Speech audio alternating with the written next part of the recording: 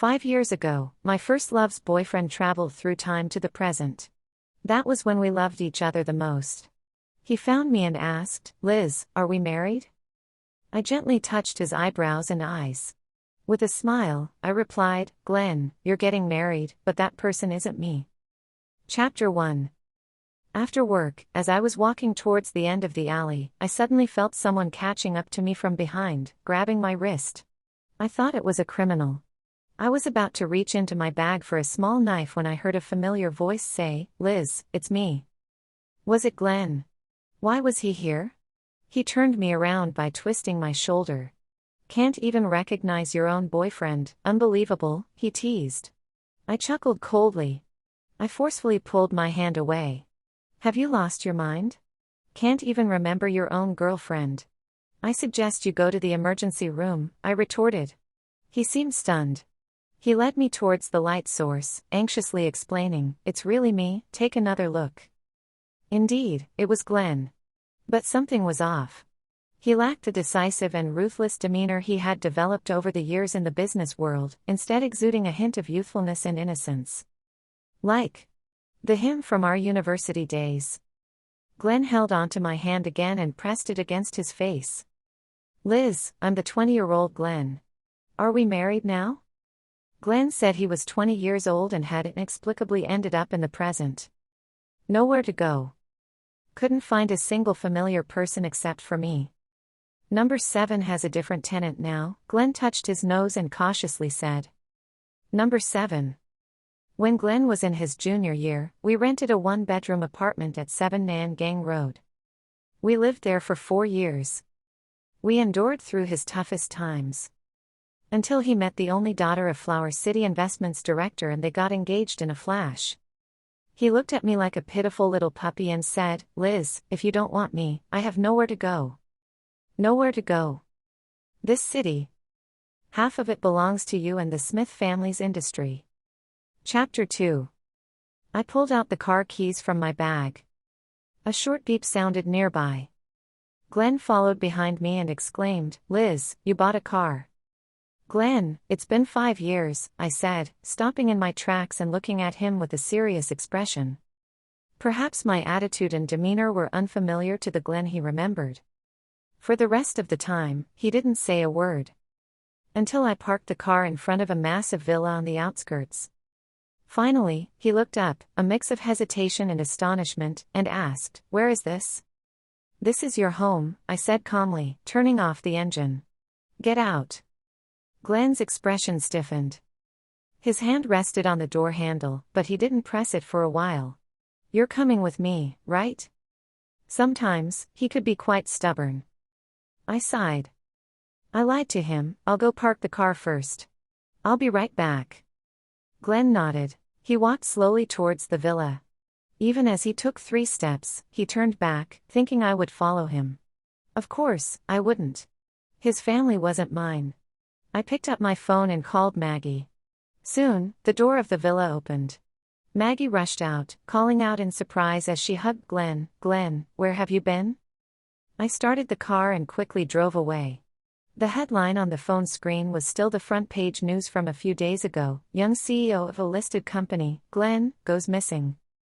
Regardless of how old Glenn was, I had returned him to them. Chapter 3. On the way home, Jack called, "Why are you leaving work so late today? Do you want me to come pick you up?" Jack was introduced to me by a colleague and he worked as a professor at a nearby university. We hadn't known each other for long, but we felt compatible and decided to commit to a relationship. He was completely different from Glenn. Glenn used to be busy with his business, and my life revolved around him. But Jack was considerate, and being with him made me feel relaxed. Although I told Jack he didn't need to come pick me up, he still came downstairs when I parked the car. He adjusted my scarf and complained, "It's so cold out, and your boss made you work overtime." For dinner, he made braised fish which smelled delicious. He lightly tapped my head and said, "I knew you liked fish." The next day was the weekend, so I turned off the alarm and planned to sleep in. Suddenly, the doorbell rang. Jack was in the kitchen making breakfast and casually went to open the door. Glenn's voice came through, "Isn't this Liz's house?" I jolted awake. Wearing my pajamas, I hurriedly walked towards the entrance. Jack didn't recognize Glenn and asked, "Yes, what do you need with her at this hour?" Glenn's voice turned cold. "Who are you? Why are you in her room at this time?" "Glenn." I reached Jack's side and held his hand. "Don't cause trouble, just leave." Glenn's face turned pale for a moment. "Liz, I really don't understand. What happened in these 5 years?" He forced a smile. "That Maggie claims to be my fiancée and says the whole world knows that I left you, but I just can't understand how I could abandon you and marry someone else. I didn't sleep all night, and I finally found out where you're living now. Liz, please don't push me away anymore." Although Jack didn't know Glenn, he could roughly understand the situation by now. He tightly held my hand and stood in front of me. "Sir, even though I don't know what happened between you and Liz, you are still engaged to someone else. This behavior is quite shameless." A straightforward statement. Glenn looked at Jack, protecting me. With a pale face, he remained silent for a while before coldly laughing. "What relationship do I have with that Maggie? I just met her for the first time yesterday. If you feel uncomfortable, Liz, I can call her right now and break up." In that moment, the Glenn who spoke those words overlapped with the revered CEO Jones from the business world. He could easily discard me, who had been with him for 8 years, from our secret high school romance until our breakup, all within a week, and even hold a press conference to appease the Smith family, clarifying that I had no connection to him whatsoever. Now, of course, he could easily cast off Maggie without any hesitation. After all, that name held no impression in his current life. Chapter 4. After Maggie received Glenn's call, she arrived in less than an hour. It's hard to believe how many red lights she must have run to get from the wealthy area to our remote old town. But when she saw him, Glenn didn't even let her sit down and rest. Or offer her a glass of water. He coldly said, "I'm not the Glenn you know. Pretend you've never seen me and don't contact me again." He even withheld eye contact from her. And then he looked at me, extending his hand towards me, as if saying, "Liz, look, nothing else matters, you're important, come back, stop causing trouble." But who is Maggie? She's a rich girl, accustomed to grandeur since childhood. Upon hearing Glenn's words, she didn't feel sad, didn't cry, didn't question. She calmly said, "Glenn, I don't know what has happened to you to make you say such things to me. But we are engaged, exchanged rings, and received blessings from family and friends. Now, breaking off the engagement would become the laughingstock of the entire southern city, wouldn't it?" She absent-mindedly played with the diamond ring on her right hand's middle finger and said lightly, "Besides, in a week, you have your Shumu software series launch event. Are you sure you want to be absent? I don't mind, but if my father gets angry, not only will production be affected, it'll be difficult to secure future investments." Shumu was an idea Glenn came up with in high school. In college, he told his mentor about it, but the teacher criticized him, saying the concept was too grand, impractical, and lacked practicality. Later, when he started his own business, he used this idea for planning and attracting investments, but he was repeatedly turned away by investors. His circle of friends grew smaller and smaller. Only I stayed by his side. We squeezed into a tiny 10-square-meter apartment, both of us so poor that we had to eat instant noodles. He said, "Liz, I have 2 ideals in my life. One is to promote Shumu to the whole world, and the other is to marry you." His tone was particularly serious. I held his hand and said, "Well, you've already achieved one ideal because I'm willing to marry you." We both laughed happily. Back then, even instant noodles tasted heavenly. Upon hearing Maggie's words, Glenn hesitated in his gaze.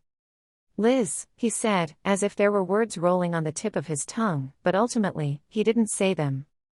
"All right, Glenn." Maggie took a step forward, affectionately embracing Glenn's arm. "Don't be sulky. Come home with me. Dad is waiting for us to have dinner." Glenn slowly retracted the hand he had extended towards me. As he was leaving, he suddenly turned to me and asked, "Liz, do you remember how the name Shumu came about?" He waited for a moment, seeing that I didn't say anything. And finally, he left. Jack closed the door, sighed, and said, "This guy seems pretty naive, but he actually has his own ideas about life." Jack always speaks in a gentle manner. I know he means to say that today. Glenn revealed some mature ambitions. I nodded. He's always been like that. Perhaps these traits are ingrained in a person's nature. Chapter 5. The busy season at work has begun, and I've started the dreaded days of overtime. Early mornings and late nights, writing planning proposals every day, thinking that I wouldn't have any interaction with Glenn again. But unexpectedly, during the morning meeting, our team leader turned on the projector and started broadcasting a tech product launch event. In the center of the screen, Glenn was demonstrating his ideas and theories. He explained step by step how to bring these ideas to life and turn them into actual revenue. Although Glenn lacked experience 5 years ago, he had been contemplating this concept for a long time, so he was able to demonstrate with ease. Or perhaps, he had been waiting for an opportunity like this all along. The team leader coughed and said, "We've received a big contract to advertise and promote the newly developed Shuma software, so everyone, please work hard and submit your planning proposals in the next few days." Sighs and groans filled the meeting room. A recent college graduate, Lee, nudged my arm and said, "Liz, look at this Mr. Jones at the press conference. He looks really young, but his demeanor is completely different from us students. He's impressive." I nodded absent-mindedly. Back at my CEO position, it seemed like Smith had hired a stylist for him. He was wearing a suit for this press conference and looked much more polished than when he hurriedly came to find me earlier. At that moment, he was standing next to Maggie, both of them under the spotlight, being interviewed by the media, like a perfect couple. Somehow, the conversation shifted to Glenn and the wedding with the Smith family. "Congratulations on your engagement. When will the wedding be? Will the media be invited to the wedding?" Glenn's face turned serious and cold, as if he was unhappy about being asked about his personal life, and he remained silent. Maggie, on the other hand, tried to lighten the mood. "Can't have wedding candy without you. Make sure the photographers capture my good side." Lee, organizing documents, continued to marvel, "This Mr. Jones is quite a character. I heard he abandoned his girlfriend of 8 years who had been through thick and thin with him, just to marry a wealthy heiress. People, you have to be ruthless to succeed." Someone patted his shoulder and said, "You could do it too, quickly become a successful son-in-law." "What are you talking about?" Lee scratched his head. "Just look at Mr. Jones's flawless face, he's practically a celebrity. Maybe someone likes your type." Everyone teased Lee. It seemed like they had stumbled upon an interesting topic. Because of Glenn's advertising project, our entire team started working overtime every day. Jack knew that I often skipped meals during these times and never listened, so he prepared dinner and brought it to my office. Luckily, his teaching job didn't require him to be in the office every day. He only had 2 classes a week, so he had plenty of time for research. As time went on, our whole team became familiar with him. Sometimes, in the afternoon, Jack would order nearby bubble tea for everyone in the team as an afternoon treat. On February 14th, Valentine's Day, Jack brought desserts again. As soon as the team leader saw Jack, he smiled and said, "I know what Jack means today. He definitely wants to celebrate with his girlfriend. You scratch my back, I'll scratch yours." In these past few days, the team members received many benefits from Jack, and they all cheered, demanding that I shouldn't work overtime today and must spend Valentine's Day with Jack. Even the strict team leader stuffed cake into his mouth while pushing me towards the door. "Wishing you a happy Valentine's Day with Jack." As soon as we stepped out of the company, Jack tightly held my hand. His cheeks were flushed, his eyes slightly curved, gazing at me with tenderness. "Shall we go eat?" he asked with a smile. I had noticed him secretly busy with something for the past few days, carefully trying not to let me notice. So, I pretended to be casual and replied, "Sure." Chapter 6. But I didn't expect Jack to bring me to such a high-end restaurant. The average spending here is around $20,000 to $30,000, and it operates on a membership basis. Standing at the entrance of the restaurant, I pulled his hand and whispered, "Let's go somewhere else.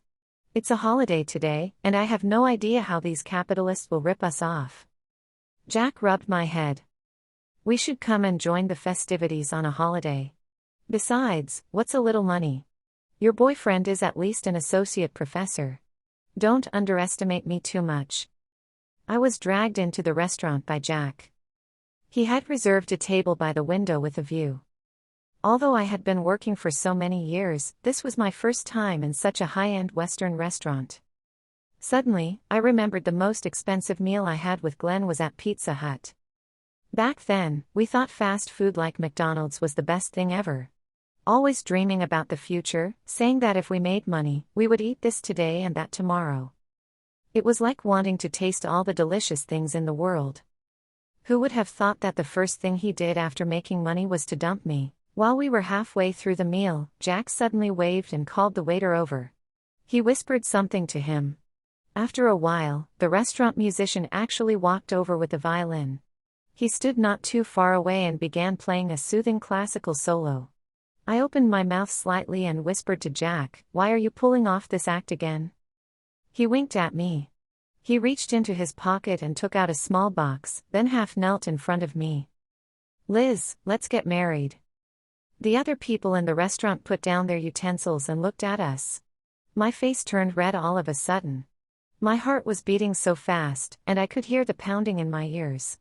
And at that moment, I suddenly heard a familiar voice saying, "Glenn, look, someone is proposing." Chapter 7. I instinctively looked up. How coincidental, Maggie was standing right in front of me, holding Glenn's arm. They had just arrived and happened to witness Jack proposing to me. Maggie said, "How romantic." Glenn let out a cold snort. He stared at me intently, like a solemn and indifferent statue, but his fingers trembled imperceptibly for a moment. Jack also noticed the commotion behind him. He turned his head and saw Glenn. The two men locked eyes for a few seconds. When he turned back, Jack still held the ring in front of me, stubbornly repeating, "Liz, will you marry me?" At that moment, Glenn made a strange gesture. He looked at me and shook his head. Using lip reading, he said to me, don't accept him." How ridiculous. From what position was he saying those words? I reached out my hand to Jack, allowing him to put the ring on for me.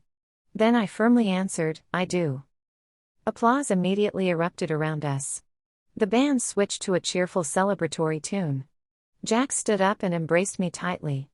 "I'm so lucky, Liz," his lips brushed against my cheek. "Thank you for giving me this chance."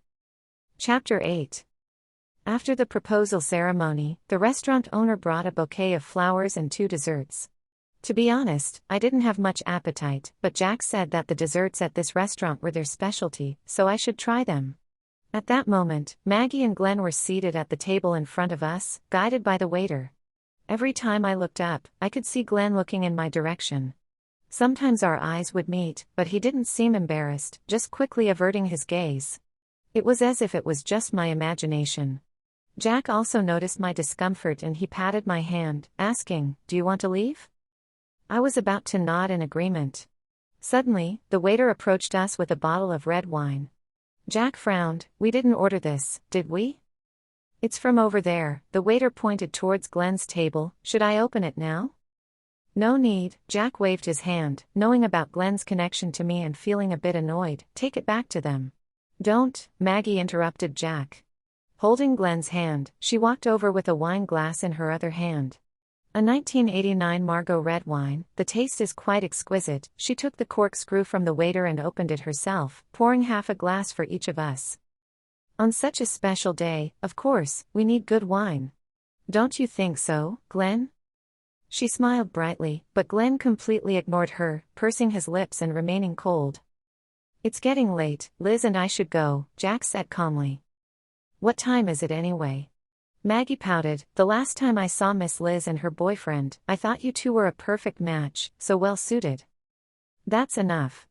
Glenn suddenly interrupted Maggie. With an impatient frown, he tightly clenched his fingers, the knuckles turning pale. He looked up, a somewhat lonely smile forming at the corners of his mouth. "Liz," he called my name, raising his wine glass towards me. "Happy Valentine's Day." After saying that, he downed the wine in his glass and abruptly turned to leave. Leaving Maggie alone. She lowered her head, her expression unreadable. After a moment, she softly uttered, "Such a troublesome child." She played with the wine glass in her hand, and a few minutes later, she regained her previous enthusiastic demeanor and started chatting with me. Liz, I heard that your company took on Glenn's project for promotion. I nodded. I wondered why he was so invested in the advertising campaign lately, even though it wasn't within his scope of responsibility. Maggie crossed her arms, thinking for a moment. We're planning a celebration in a few days, there might be a chance to see each other again. I treated Maggie's words as a meaningless pleasantry. A week later at work, my team leader approached me. Liz, there's a business dinner coming up, and the CEO wants to bring a technical consultant who understands the business. You should go with him. I never liked attending such events, so I directly refused. But the team leader continued to persuade me. The CEO specifically asked for you. It's just a small dinner that will only last an hour or two. It'll be over quickly. Please don't make it difficult for me. The CEO was a man approaching 50, and I had only seen him speak a few times at company-wide meetings. But I didn't want to make things difficult for my team leader. Seeing his conflicted expression, I hesitated for a moment, sighed, and said, fine. Chapter 9. I had originally thought that the CEO and I would arrive separately and meet at the venue. So, I texted him in advance to ask about the location. Unexpectedly, the CEO called me directly, saying, Liz, wait for me downstairs. I'll drive, and we'll go together. After over an hour of driving, we stopped in front of a luxurious villa. From afar, I could see the splendid lights inside the villa, resembling a luxurious castle. I suddenly remembered what my team leader had said, it'll be over in an hour or two and a simple dinner. This, however, seemed nothing like that. The CEO extended his arm towards me, saying, Today, I don't have a female companion. Liz, would you be willing to accompany me? He winked at me, giving off a kind and gentle vibe. I smiled and took his arm. As we entered, there were already quite a few people in the banquet hall. The central circle was the core area. The CEO pointed towards it, lowering his voice to say, You should know them, right? Glenn and Maggie, the story of the union between the new technology tycoon and the established capital that has been the talk of the city. Yes. Heard about it. The CEO said, I'll introduce you to them. Perhaps sensing my nervousness, he instinctively extended his right hand and patted the hand I had on his arm. It felt somewhat like a father giving his daughter away at a wedding, with a stronger sense of seniority. Glenn and Maggie stood in the center of the crowd. Both of them were dressed in evening gowns, effortlessly dealing with the incoming guests. Until someone suddenly said, CEO Ju, why did you bring such a beautiful companion with you? The CEO hurriedly said, Liz is an outstanding employee in our company, strong in business and highly capable. I brought her along to introduce her to people. Glenn slowly turned towards our direction. Even when someone tried to talk to him, he ignored them. He let go of Maggie's hand and walked towards me. At that moment, Maggie finally noticed the commotion on our side. Liz, she immediately put on her signature smile and greeted me, it's been a few days. You're becoming more and more beautiful. By the way, how are things going with Jack? Since he proposed, is the next step meeting the parents and preparing for the engagement and wedding? The CEO, upon hearing Maggie's words, showed a surprised expression. Liz, you're getting married? Congratulations. The company will prepare a big cake for you. I rubbed my nose, feeling a headache coming on. We haven't even started planning yet. We just got engaged a few days ago. We're not in a rush. Let's take it slow. The conversation then shifted to the topic of marriage. The CEO seemed like a practical man who led a domestic life, and he talked to me at length about this topic. Later, when I looked up again, Glenn was no longer in his original place. Chapter 10. Because I'm not accustomed to these kinds of occasions, I felt uncomfortable after staying for a while, so I made an excuse of not feeling well and went to the lounge. I sat on the couch and took out my phone, intending to find a reason to tell the CEO that I wanted to leave early. But halfway through typing, the door to the lounge opened. Glenn stood at the doorway, holding the doorknob, his face pale and looking unwell. Liz, he said, how are you? Since I had already agreed to Jack's proposal, there was no longer any connection between Glenn and me. I ignored him, put away my phone, and prepared to walk past him. As I passed by him, Glenn suddenly grabbed my wrist. Let's talk, okay? He said. We have nothing to say to each other. I forcefully shook off his hand and tried to leave. But Glenn was a step ahead. He closed the door and locked it. He pushed me onto the nearby armchair, crouched down slightly, and held my hand. Liz, his voice sounded somewhat sad, why won't you even talk to me now? He pursed his lips, as if recalling something. Do you remember when we were in college, and you skipped class to accompany me to meet angel investors? When we came back at night, we went to the convenience store to buy dinner and coincidentally won a pair of toy rings in a draw. You said at that time, this would be our symbol of love, and we would definitely get married in the future. There was a hint of pleading in his gaze. Liz, do you still have that ring? I looked at him coldly. Mr. Jones, now that you're worth billions, how could you be interested in a cheap stall ring that costs less than $5? But. He lowered his head and murmured, I regret it, Liz. His voice was very soft. So soft that it felt like my imagination. There's nothing for you to regret, everything is fine now. I shook my head. But Glenn continued to stare at me intently. Liz, can you give me 5 more years? I'll achieve all my business goals in that time and completely sever ties with the Smith family. Then, I'll marry you. I'll give you the grandest wedding in the world. Slap. I slapped Glenn directly. I frowned at him. The face of 20-year-old Glenn. The body of 20-year-old Glenn. Why did everything change so quickly? I accompanied him as he grew up, accompanied him through trials and tribulations, accompanied him in pursuing his dreams and future. But in reality, perhaps I never truly understood him.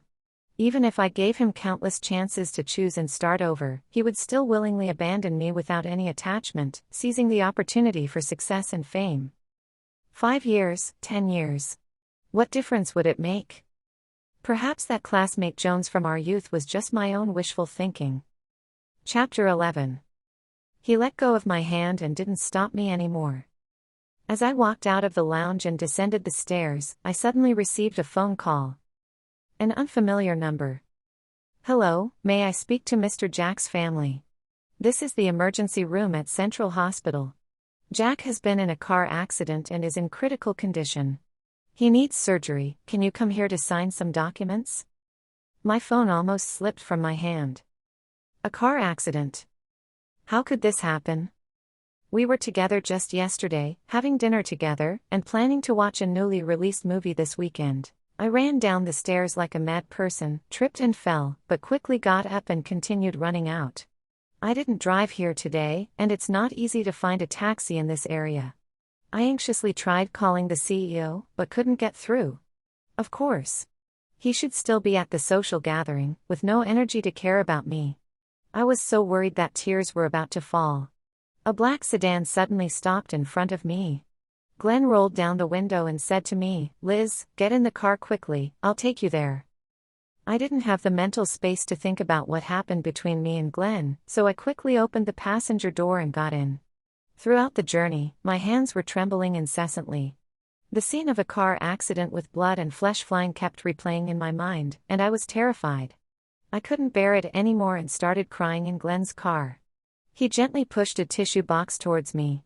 My hand hesitated for a moment, then took it back. It's going to be okay, nothing will happen. That was the only sentence we said throughout the journey. Later, when we arrived at the hospital, Jack had already been taken into the operating room. I sat on a bench outside the operating room, and my emotions gradually calmed down compared to before. Anyway, I have already made up my mind. Even if something unfortunate happens to Jack, I won't give up on him. We'll overcome this together. Although I think this way, I still feel nervous inside. Unconsciously, I tightly grasp the zipper of my handbag, and the metallic decoration cuts my skin. A drop of blood wells up instantly. Glenn quickly walks over and crouches down. He takes out tissues and wraps them around my finger. It's just a small cut, but he handles it carefully and even wants to call a doctor to have a look. It's too noisy. For the first time, I find Glenn to be so noisy.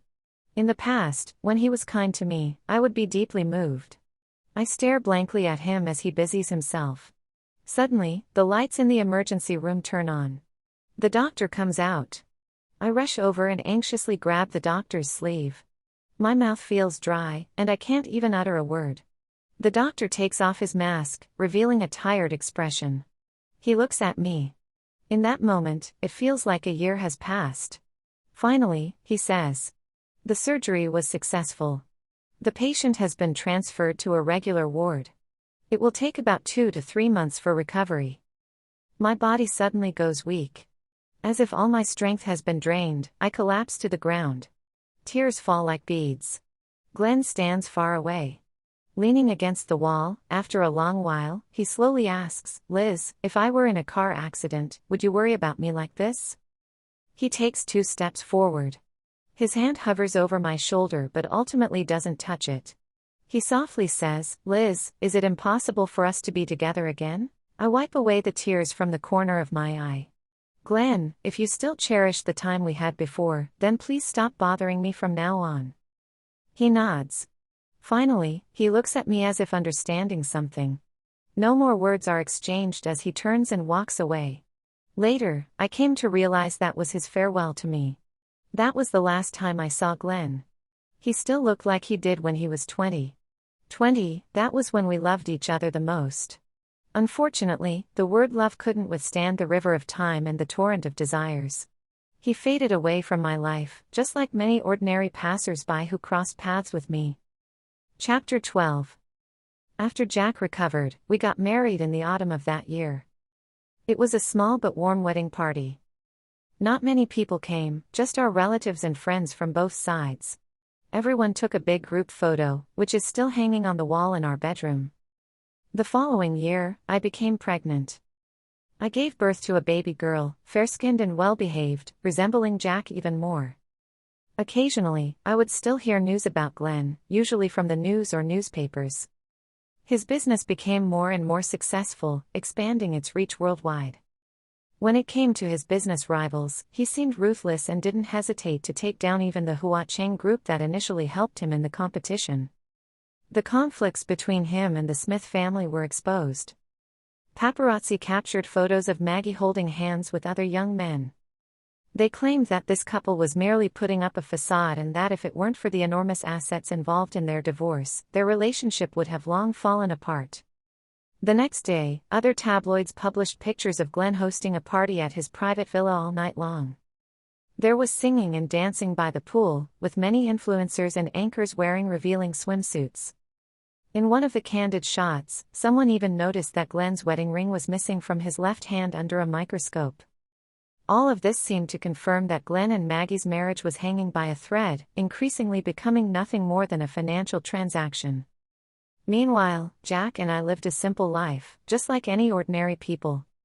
He published 2 excellent papers, gaining more recognition from the university and making a name for himself in the academic circle. I also got promoted to team leader at my company. The only minor disturbance was when we accidentally lost our 4-year-old daughter for an afternoon. During that period, both Jack and I were busy with work, so we temporarily asked Jack's mother to come over and take care of our daughter for a few days. The elderly lady was bored at home, so she took our daughter to the mall. The mall was newly opened and crowded, and due to the old woman's hearing difficulties, she and the child got separated in the crowd. She tearfully called us, and we immediately reported to the police. By the evening, the police brought our child back. They said she was picked up by a kind-hearted person. Jack and I worried the whole night, but it turned out to be a false alarm. We hurriedly asked the police if they could at least tell us the person's name, even if they didn't accept any money, so we could thank them in person. The police shook their heads and said, the other party insisted on us keeping it a secret. After saying that, they left. Jack and I looked at our daughter, who seemed completely unaffected, holding a bag of snacks in her left hand and a doll in her right. Jack frowned and asked her, "Where did you get all these?" "The uncle I met bought it for me," our daughter said in a sweet and innocent voice, with a serious expression on her face. Jack stomped his foot in frustration. "Didn't I tell you not to accept things from strangers?" "But the uncle is not a bad person," our daughter responded, looking quite reasonable. She reached into her pocket and pulled out a small box, handing it to me. "Mommy, this is for you from the uncle." "For me?" I curiously took it and opened it. Inside was a toy ring. It was very old, not particularly exquisite to begin with, and had started to show cracks due to the passage of time. Jack leaned in to see. "What is it?" "Nothing," I quietly put the ring away, squatting down and patting our daughter's head. "Did that uncle say anything else?" Our daughter thought for a moment. "He seemed to be talking to himself about something. It has been 5 years already. You have been living so well, and if he were to ask you to come back, you wouldn't want to, right?" Something like that, just these strange words. I held our daughter tightly. In that moment, I was grateful to Glenn, grateful that he had sent my daughter back to me. A few days later, I was cooking in the kitchen with the news playing on the TV. Our daughter was in the living room playing with building blocks. Suddenly, she ran over and shouted at me, "Mommy, come and see, the uncle who found me is on TV." I paused for a moment, wiped my hands clean, and followed her. Indeed, Glenn's news was being broadcast on the television. But it wasn't good news. Famous tech CEO Glenn dies in a tragic accident, car crash resulting in a cliff plunge. According to sources close to Glenn, he had a passion for speeding, so the accident is highly likely to be related to this habit. Our daughter tugged at my sleeve, her voice soft, looking up at me. "Mommy, the uncle is dead, will you be sad?" A tear slid down my cheek. He was someone I was very, very familiar with. Of course, I would be sad. "Glenn, in this lifetime, you have achieved your dreams and reached great heights. May you live a more carefree life in your next life. Extra, Maggie." After Liz brought Glenn back, I could sense that something was off with him. He wasn't particularly enthusiastic about our marriage before, but he didn't oppose it as vehemently as he does now. Friends advised me, break up. Even though Glenn is a high-potential man, as the only daughter of the Hua Cheng group, what kind of man can't you find? But I didn't listen. I couldn't. At that time, I was like a moth to a flame, completely and utterly engulfed by Glenn. Love, oh love. Looking back, it seems so ridiculous. Later, under the coercion and enticement of my father and other powerful figures, Glenn and I got married. At least on that day, I was happy. But the sweetness of our marriage lasted less than a week.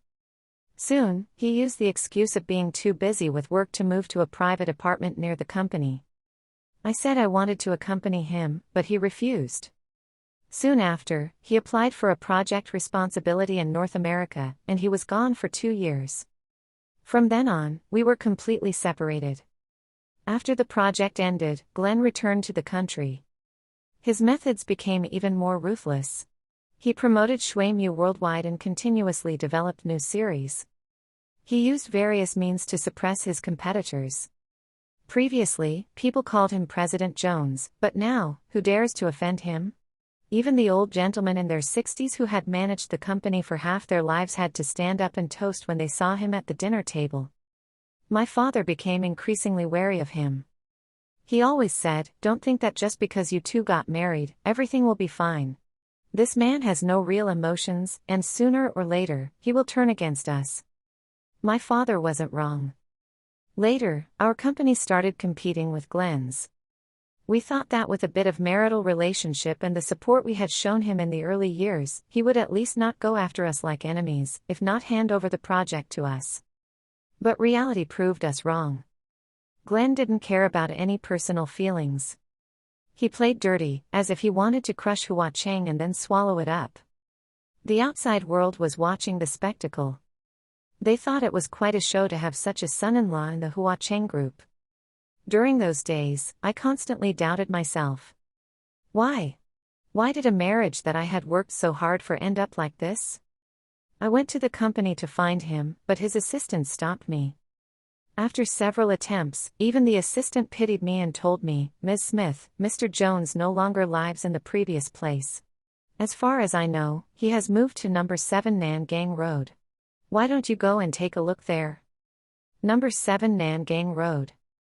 It's an old part of town, with cramped buildings of 10 or more years, poor maintenance, inadequate property management, and little greenery. Would Glenn live in a place like that? I could hardly believe it. To my surprise, Glenn really did live there. A small house of about a dozen square meters. I only confirmed it when Glenn opened the door for me. He was wearing a white shirt with rolled-up sleeves. From the open door, I could see that there weren't many things inside the room, just a laptop on the desk. When he saw me, a hint of disappointment flashed in his eyes. It seemed like he was waiting for someone, but in the end, he realized that the person who came wasn't the one he was waiting for. The wedding ring on his left hand was already removed, replaced with a cheap plastic toy ring of odd shape. I asked him, "Glenn, did it have to end like this?" He showed an impatient expression. "The Smith family and I will eventually break apart, not now, but in the future. Besides having a marriage certificate, what other connection do we have?" His expression was very cold. His right hand caressed the ring on his left hand. I suspected that it had become a habitual gesture for him. "Glenn, are you still waiting for Liz to come back?" I suddenly asked. Glenn didn't say anything. After a moment, he abruptly closed the door, leaving me isolated outside the door. How guilty I felt. I laughed coldly. Those cheap rings must be related to Liz. So many years have passed, Liz is already married and has children, yet he still thinks about her. In reality, Glenn's one-sided love for Liz is the same as my one-sided love for him. I pity him, and he pities me too. But from the moment he closed that door, I suddenly felt an unprecedented exhaustion. I don't want to continue like this anymore. I have been persistent, worked hard, and even resorted to any means to keep Glenn by my side. I thought my efforts would at least earn me a fleeting moment of his lingering attachment. But it didn't. When there is no love, there is no love. Why can't we be clear-headed as human beings? I, Maggie, the noble daughter of the Huacheng group, won't hang myself on one tree. With all my strength, I kicked the old Nangang No. 7 iron gate. Then, I flipped off the door and cursed, "Fuck you, Glenn, I'm done serving you." After cursing, I felt refreshed. I turned around and made a phone call to my girlfriends. "Find me a few male models who are 1.8 to 1.9 meters tall tonight. I'm going to have some fun. Goodbye, Glenn." Extra, Glenn. Chapter 1. I traveled to the world 5 years later. It's a strange experience. I am an orphan, without parents, and Liz is my only family. I took a taxi and rushed to Nangang Road No. 7. All the way, I kept thinking, what happened between Liz and me? Did we get married? I thought, the me 5 years later must be living a happy life with Liz. Maybe not necessarily wealthy. But as long as we are together, life would be happy. I won't disturb the life of the future Glenn. I just want to take a look, that's all. But I didn't expect that things wouldn't be so simple. The door to the Nangang Road No. 7 apartment was tightly closed. I waited downstairs for a whole day, and the lights in that room never turned on. I went to the property management office. Unexpectedly, when the property management saw me, they said, "Mr. Jones, you finally came back. It's been a long time since we last saw you." It turned out that Glenn had already bought the home that Liz and I shared. I pretended that I had lost the key, got a spare key from the property management, and then went to open the door. The room was quiet and clean. There weren't many things inside. All the decorations were exactly the same as when I left, 5 years ago. It was as if nothing had happened in these 5 years. I put on slippers and walked in. There was a letter on the table. The recipient was Liz, and the sender was Glenn. This suddenly aroused my curiosity. There were only a few simple lines inside. "Liz, you probably hate me a lot. I abandoned you in front of the whole world. A fraud who gave up 8 years of love for the sake of ideals. I even despise myself for being like this. I feel dirty. If I were to say that I am now feeling pain, regret, and sadness, and that life is meaningless, would it make you feel better? If only life could start over, how good would that be? Glenn." I sat blankly in front of the window, holding that piece of letter paper for a long time. For some reason, I could feel the sadness he conveyed. This might be Glenn's last letter 5 years later. I don't know how he ended up here with Liz. How deeply we loved each other. We had promised to get married. At this moment, a small object fell out of the envelope. It was a ring. The ring that Liz and I won from a convenience store lottery. I held it, determined to find the present Liz. Chapter 2. I didn't tell Liz about getting Glenn's letter 5 years later. I decided to hide it from her and pretend that I knew nothing. I firmly believe that the two of us, having gone through so much hardship and experienced so much together, can start over from scratch.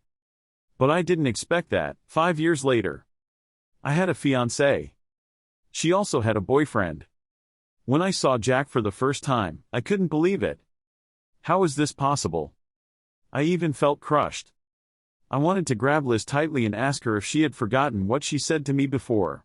"Glenn, I will marry you." She called Maggie over. Coincidentally, I could break up with Maggie in front of everyone. And then pursue Liz again. But she said something I didn't expect. "Are you giving up on the SWIMU project investment?" I admit, it was from that moment that I began to waver. I have been pursuing this dream since high school. Money, fame, power, status. So much, as if it can be easily obtained in an instant. Life opened up a fast lane for me. But at that time, I didn't realize. All shortcuts come with a price. Chapter 3. The name SWIMU was chosen by Liz and me together. Yes, there is no couple in the world more suitable than us. At first, I wanted to promote this software just to make the whole world know about the two of us. As long as this software exists, our names will be bound together. How romantic. But gradually, after realizing the money-making potential of this software, my original intention changed. Instead of promoting my love for Liz from the beginning, my focus shifted more towards the success and profits it could bring. I reached out my hand to Liz, only to slowly retract it. Later on, I regretted that decision every moment. Unfortunately, fate does not give you a chance to start over. Maggie and I went back to the villa. A wealthy area, quite luxurious. Both of us had separate rooms on the second floor. Sometimes she would come to me at night. Honestly, she is quite beautiful. But I just felt annoyed, always coldly asking her to leave. She wasn't angry, just smiled and said, "Glenn, you are really loyal, not swayed by temptation. Do we have to get married for you to cross that line?" During the day, I went to the company to handle business affairs. At night, when I was alone, I couldn't help but think of Liz. I wondered what she and Jack were doing living together at this moment. Had they already crossed that line long ago? As I thought about it, my head throbbed with pain. An indescribable fear swept over me. I gradually started relying on sleeping pills to fall asleep. I also learned to smoke. I often held a cigarette, enduring the entire night alone. On the screen in front of me were the rising red numbers of the stock market. In the business world, everything was going well. Millions of dollars were flowing in every second and minute.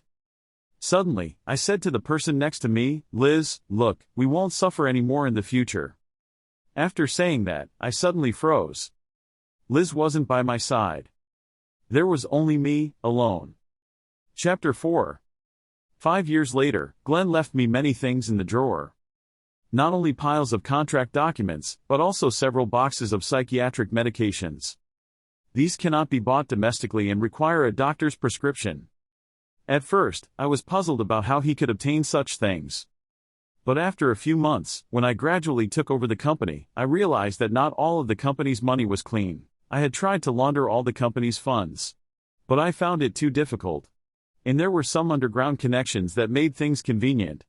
A person named A. Liang specifically helped me handle these matters. He even helped me track Liz, telling me about her current life. So, like a voyeur hiding in a dark corner, I could only silently watch her life. Her job was getting better. She traveled with Jack. She forgot to have dinner. She found a stray cat. She had arguments with colleagues. Her days were still as fulfilling as before. But her joys and sorrows were no longer related to me. I thought I could endure a little longer, wait until I completely promoted the SWIMU project to the world, and then break ties with the Smith family. But on Valentine's Day, Liz accepted Jack's proposal. For the first time, I felt that life was beyond my control. I smashed everything in the room. Didn't leave the house for days. Maggie stood at the door of the room, didn't come in, and said in a tone that sounded as lonely as me, "Glenn, why bother? She won't come back." That person named A. Liang also sensed my despair.